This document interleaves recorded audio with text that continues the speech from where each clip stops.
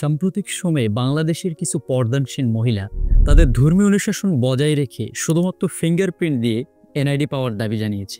তাদের এই দাবিকে তথাকথিত প্রগতিশীল ইসলামফোবিকরা বিদ্রূপ করে বলছে শুধুমাত্র ফিঙ্গারপ্রিন্ট দিয়ে জাতীয় পরিচয়পত্র পাওয়ার দাবি করাটা নাকি হাস্যকর।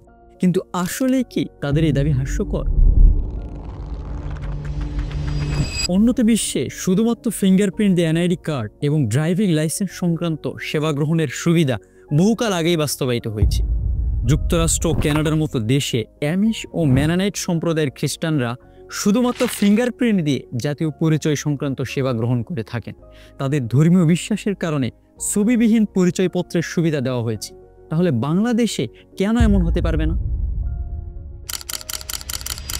এটি নিছক কোনো ধর্মীয় বা কুসংস্কারমূলক দাবি নয়, বরং এটি একজন মানুষের মৌলিক অধিকার। অন্য কথায় বলতে পারেন একজন মুসলিমার মৌলিক অধিকার। যেখানে পশ্চিমা দেশগুলোতে ধর্মীয় সংখ্যালঘুদের অধিকার রক্ষা করা হয়, সেখানে বাংলাদেশের সংখ্যাগরিষ্ঠ পর্দানসীন মুসলিম নারীদের মৌলিক দাবিকেও তথাকথিত প্রগতিশীলরা উপহাস করছে। অথচ তারাই দেশীয় মিডিয়ায় পশ্চিমা শাসন ব্যবস্থার ফজিলত বর্ণনা করে বেড়ায়। তাহলে এটা কি তাদের হিপোক্রেসি নয়?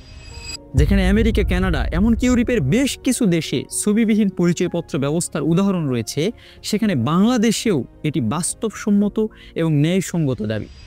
ধর্মীয় অনুশাসন বজায় রেখে আধুনিক রাষ্ট্রে বসবাস সম্ভব, কিন্তু বড় আফসোসের বিষয় এটা যে সংখ্যাগরিষ্ঠ মুসলিম দেশে এমন দাবি করাটাও নাকি হাস্যকর তথাকথিত প্রগতিশীলদের কাছে।